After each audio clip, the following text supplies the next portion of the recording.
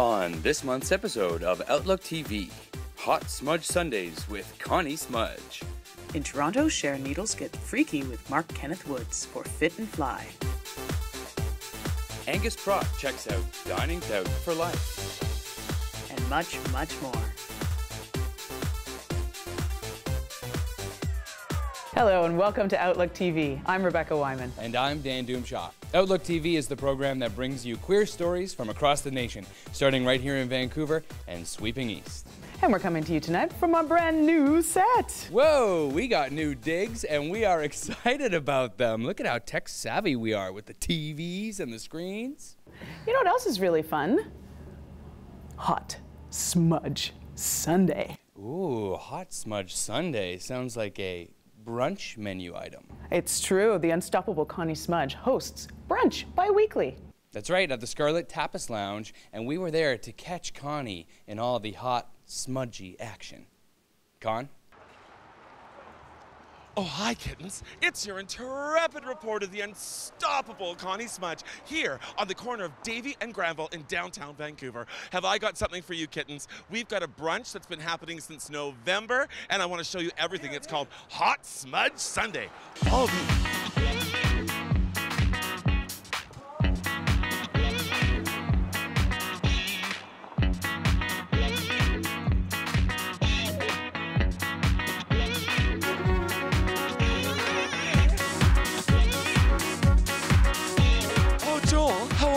Delightful, how are you? I'm spectacular. This is my fabulous DJ, DJ Tickle Trunk. Joel Gook, how are you, my darling? Very well, very well. You keep saying very well, but you got some fabulous tunes for me to sing to today? Definitely.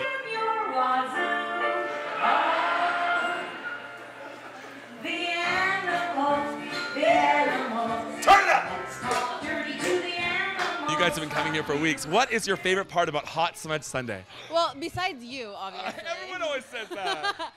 That's the only reason why I come. Oh, the food's delicious? Of course. And the cocktails are plentiful? I drink beer, but it's amazing on tap. You have been here a couple of times, and I am so excited to see you. We get all walks of life coming through the door, honey. We got the straights, we got the gays, we've got children coming. It's spectacular. Oh, yeah. What is your favorite part about Hot Smudge Sunday? Besides you? Oh. I say the entertainment. It's great. House, how are you, girl? Ducky, darling, how are you doing? I'm fabulous. I'm so honored you came down to Hot Smudge Sunday today, and you're doing a fabulous number for us, too, aren't you? Yes, I am. Turn on my VCR, sing what I'm having, yes. James Brown on the Tammy Show, same day about having, yes. Well, my kittens, that is another edition of Hot Smudge Sunday right here in downtown Vancouver at Scarlet Lounge. I want to thank you for coming along our journey. I've got a couple of other special guests coming up in the next months, showing you the talent and glamour that Vancouver has to offer. Check out their website and you will check out everything happening here. Thanks again. I am your intrepid reporter, the unstoppable Connie Smudge, reporting for Outlook TV.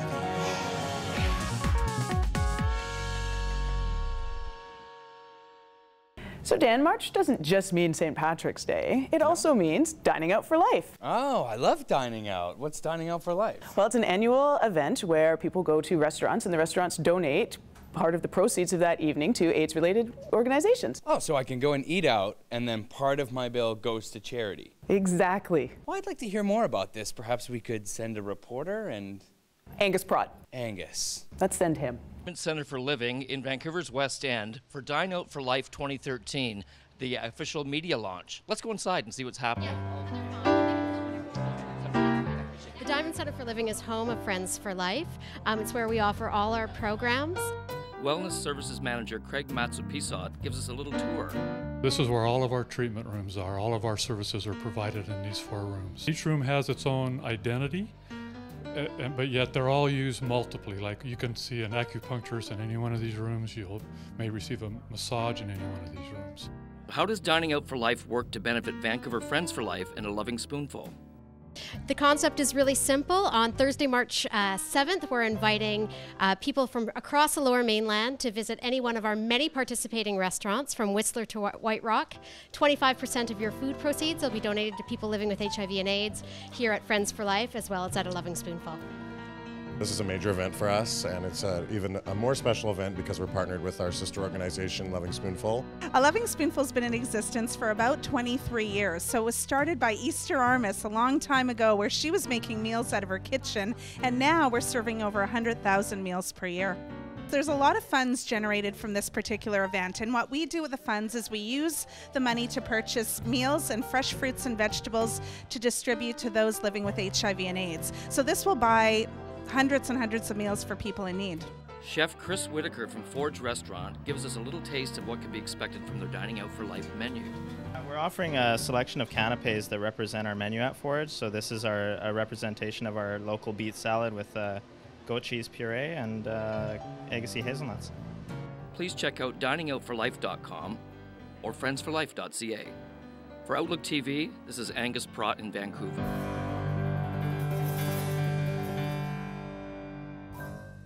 In Vancouver, many theatre companies have strange names. One such theatre company is Screaming Weenie.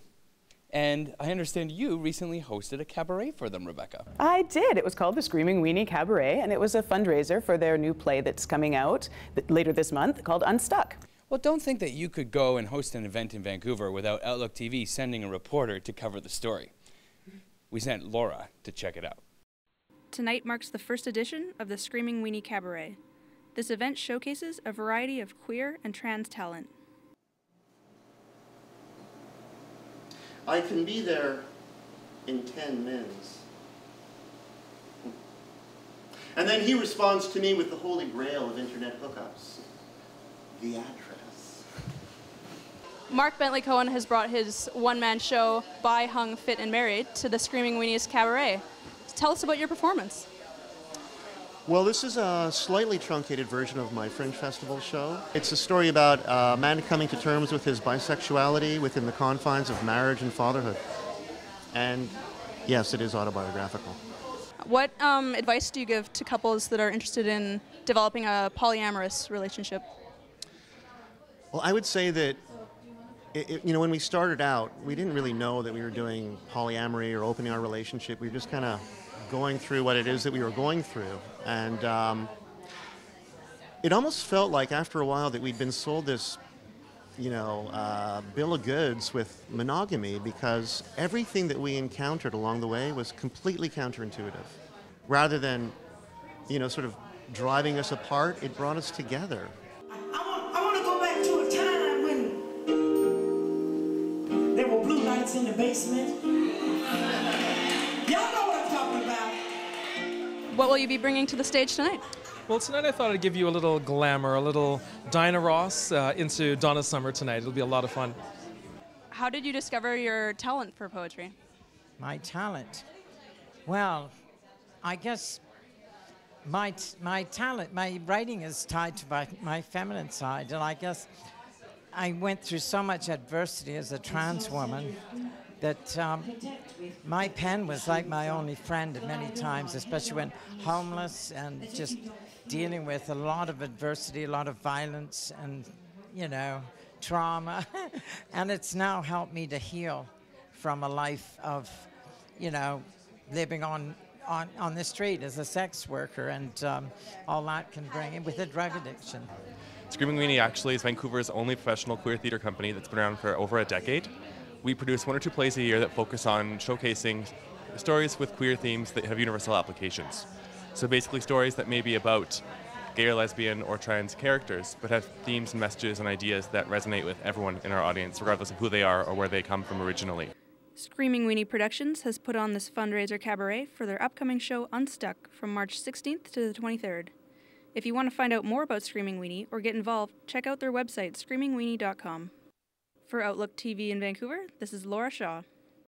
Now on to sports, and our intrepid reporter, Skylar Bear, has the ball in his court for tennis. It's true, but he wore knee-length shorts this time. You're so obsessed with what Skylar wears. I know. He's my muse. Well, there you go. Gay tennis with Skylar. Who says tennis has to only be enjoyed in the summertime? Well, inside or outside, VTA makes it a competitive and fun sport all year round. We have about 190 members currently, and would love to expand our club and have it become an even larger part of the community. We have a registration night in April, and we'd love to have new members come out and register. And, I played because, I wanted to play more tennis, and I wanted to play tennis with like-minded individuals, but also I wanted to meet guys. What they do every year with the organization called GLTA is they hold a special tournament for the players who have excelled in their division during that year. And so I was proud to be invited to the year-end tournament, which was held in Berlin this year. And I played high school, and then I took a long break between my 30s up until about 45. I wasn't playing, and then I picked up my racket again at 45, and it's been playing the last 3 years. I'm intermediate, yes. We come out here, we have our teams of 4, we get a chance to play with everyone on the court, and just have a whole lot of fun. I joined mostly because my partner is a beginner level, Oh, and so that's he's how. here too. Yeah, Oh, so that's great. like usually if I play with him, it's like, oh, sometimes it gets kind of a drag. So, but then when we play like at the VTA together, then at least there's a mixed level group, right? Then we can meet people and play tennis. Don't be shy. Like, it's not a huge intimidating club. Like, even if you've never picked up a racket before, just try it. I mean, you never know, you might fall in love with tennis like I did. Paul's gonna refresh me on a couple of techniques and show me how to bring my arm back. And I learned a couple of things today that I found was pretty cool. That this is a vibrator stopper, a dampener, and the term love has more than one meaning apparently. That's right, yes. Yeah, we refer to love to mean 0 in a game. So you'll say 30 love, 40 love to mean 30-0, 40-0. Okay, awesome. I learned that terminology from playing the Wii game. Oh, yeah. Yeah, so I think we should play some tennis. What do you think? Yeah, let's do it. Awesome, let's go. And you're on your toes. Okay. Yeah. Forward, and you bring your racket all the way.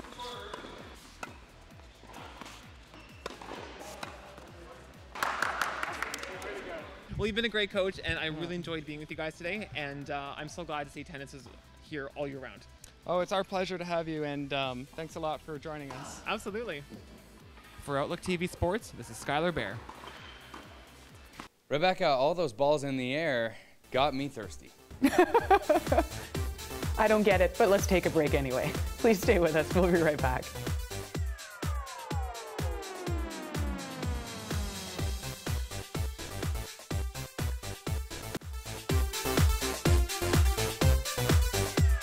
Welcome back. You're watching Outlook TV. And now we plunge into the vivid world of visual art. And local artist, Vancouver's John Ferry, is at it again. Now, you own a John Ferry painting, don't you, Rebecca? It's true. What color is it? Mine's got a gray background for the sky, and then it's sort of an Inukshuk topiarian green on the front. Ooh, I gotta come over and see that. Yeah. Well, apparently John Ferry has forayed into something different. Red skies. Yes, that's the name of his new show. Red skies. So we sent a reporter, our very own Gareth C.J. Wee, to check it out. Gareth?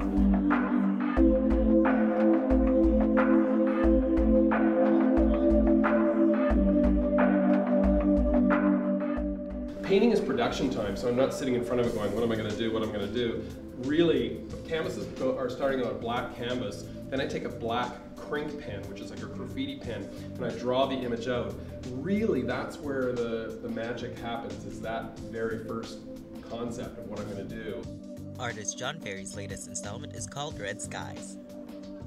John is excited about the color red, which has inspired him to paint this collection. Red is the color of love. Red's the color that you, when you look at red, the same enzymes are released in your brain that tells you when you're in love. The same enzymes are released when you're eating chocolate as well. So it's just one of those things. I've always responded really well to red. People are really alert to the color as well. So there's an amazing thing to it. Now, not everything in the painting is red, but the sky is red, which is really unusual and adds to the whimsical quality of the work. So that's what was really important to me with this collection.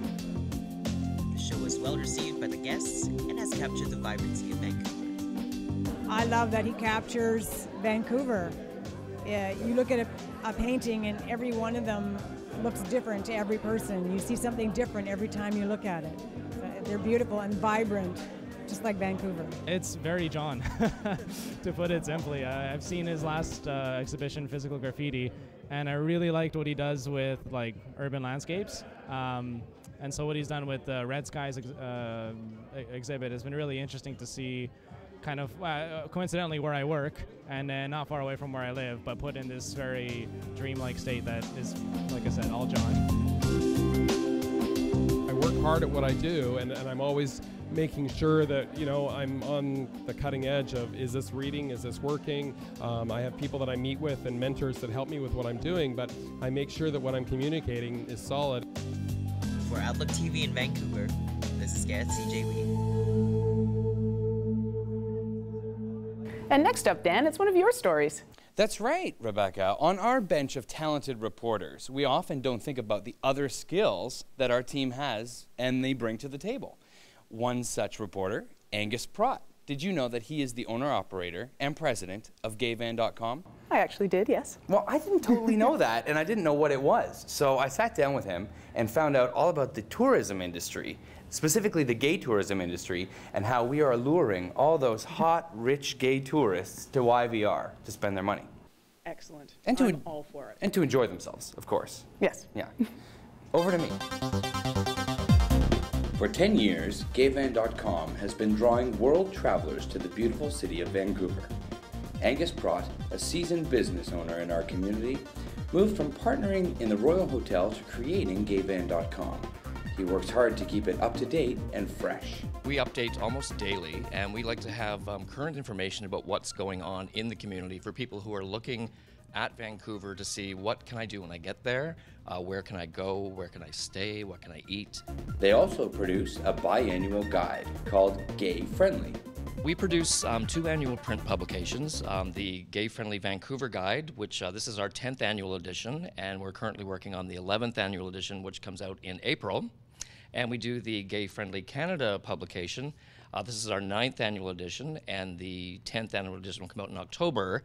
And as you can see, we have the handsome crew of Outlook TV on the cover this year. My goodness, And there this- we are. Yes. And this goes out to all the travel trade across Canada. Tourism Vancouver sees the gay community as a very important niche market. It's actually one of the few niche markets or very specific markets that we focus on and invest in. We do feel it is a very important market to be in. Watch it, big cartwheel! We realize we can't be everywhere in every market, so we've sort of targeted specific cities that have direct air access to Vancouver, very vibrant gay communities, and are very populous. So that would be New York, Los Angeles, San Francisco, other parts of California as well, San Diego, Palm Springs, and Chicago more recently as well. To spice things up, they often bring some local entertainment. We sometimes do take our own Vancouver LGBT entertainment in the form of Carlotta Girl, who is a local celebrity in the drag circuit. Tourism Vancouver in January launched the Tourism Master Plan for Vancouver. They are actively seeking input. It's actually something that is not just a Tourism Vancouver endeavor. It is a master plan that is developed with the community and government influence and input rather, and input from different levels of industry and the community at large, the city. So a lot of people have been involved in crafting this plan, and there is an external group that is helping to sort of fashion it, and so it's kind of a living, breathing project. If you want to get involved with the Tourism Master Plan, check out tourismmasterplan.org. And also check out gayvan.com. For Outlook TV, this is Dan Doomshot.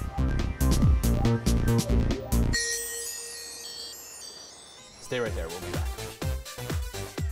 This is Sharon Needles, and you're watching Outlook TV.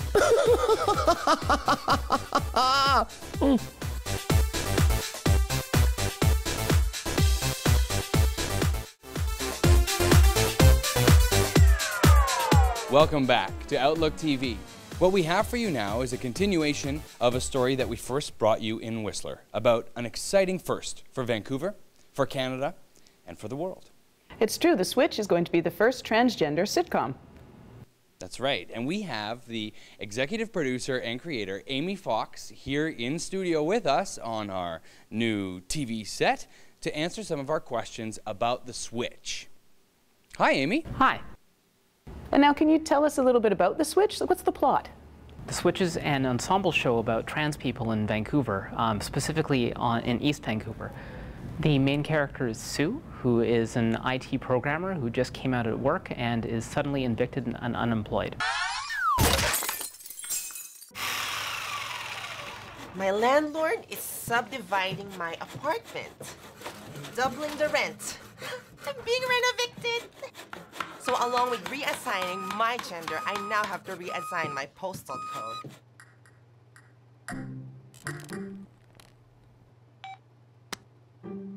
I can sleep in a hydroponic bed. I can sleep in the pantry. I can sleep in the nursery. I love babies. I have a tent. Do cows bite?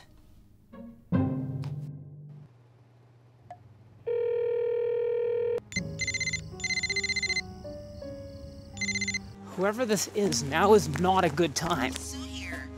Formerly Erwin. I'm renting a condo. I have space. I will take literally anything right now. A patch of floor. No. There's an extra bed you can use. You know I'm not trying to hook up. Great, so I'm actually at work right now. Somebody there? Gotta go. Okay. Sweet.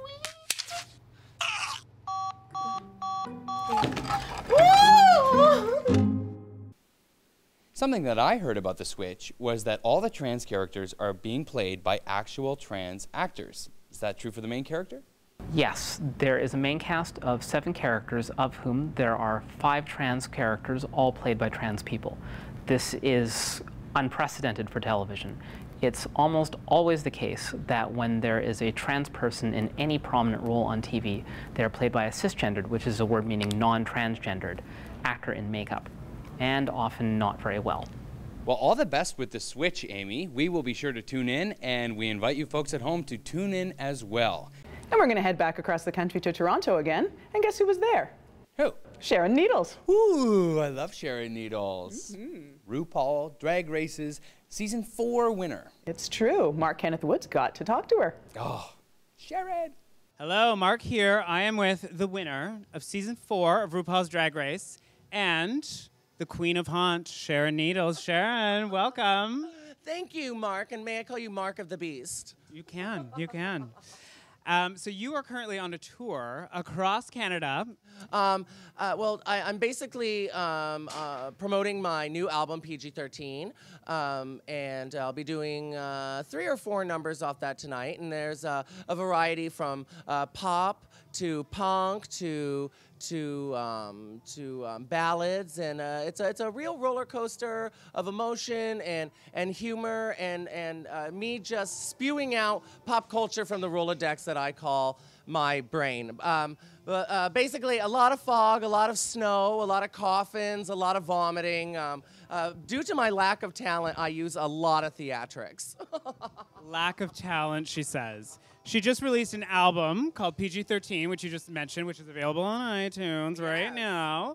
Were you always interested in music? What brought about this idea to release a full-length album? Well, I'm more interested in fame. I spent the last 30 years trying to covet this impossible adult fairy tale that we call fame. I want it, and I got it, and I wanted to abuse, molest, and stretch it in every way possible. So I knew I wanted to be on television, so I was on RuPaul's Drag Race. I knew I wanted to be a model. I was the cover of Out Magazine, Most 100 Gay People of 2012. I wanted to be a horror host. I have my own show on Logo called Fierce. I wanted to be a theater actor. I played Frankfurter for 6 weeks in the Rocky Horror Picture Show, and I wanted to be a pop star. So I came out with not just a tranny track single, not just a parody, but 12 original tracks spewing from this retarded brain right here. Your significant other, Alaska. Now that Alaska's on the show and you're at home watching, how have things changed? How do you feel about that? Well, you know, I think the anxiety we really had was I overnight was living in another world than her, and it was hard to balance our lives when I was always traveling, getting all this attention, making all this money, while she was kind of living that beautiful, poor punk rock life that we always had, that I slowly kind of had to leave behind. Me watching her on TV, I'm so proud of her, but at the same time, I know what it's like to go through that process. It's a 42-minute show that takes 36 hours on 9 cameras, being in drag from 7:30 in the morning till 11 o'clock at night, 7 days a week for 2 months. I know this, when I watch it, I can just feel the stress. I can see it in her eyes, I can see it in her face, and we only have 1 episode under her belt, and I can see that stressful, my stressful baby underneath that beautiful drag queen. So I just worry, you know, I'm very protective. People always ask me, who's the boy and who's the girl in your relationship? And I'm like, that's such a stupid question. Duh, I'm the boy and I'm the girl. Alaska's my baby. So aside from PG-13, available on iTunes, where else can we get information about Miss Sharon Needles? Well, you can always go to SharonNeedles.com. You can find me on Facebook, or Sharon Needles on Twitter. Perfect. And you can, of course, contact me on any standard Ouija board. Excellent. All right, well, thank you so much, Sharon, for being with us. Thank you. And we will see you out there on the stage. Thank you, Mark. Happy Halloween. We're outside iconic Celebrities nightclub that has just undergone a major renovation. Let's go inside and see what they've done.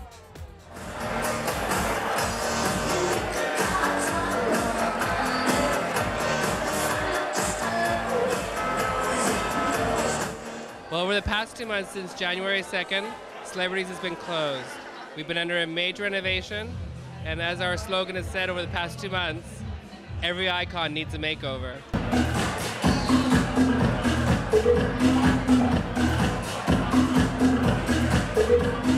One of my favorite features is the wall is back. I guess in the early 80s and 90s, the wall was always here when you entered, and it's back. New and improved. We have an LED system, lights up the entire ceiling and shows you how big the room really is. Brought the stage back, and right now we currently have our DJ on the main stage.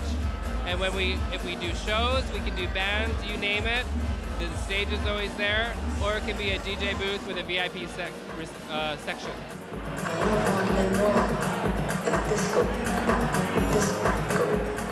For Outlook TV, this is Angus Pratt in Vancouver.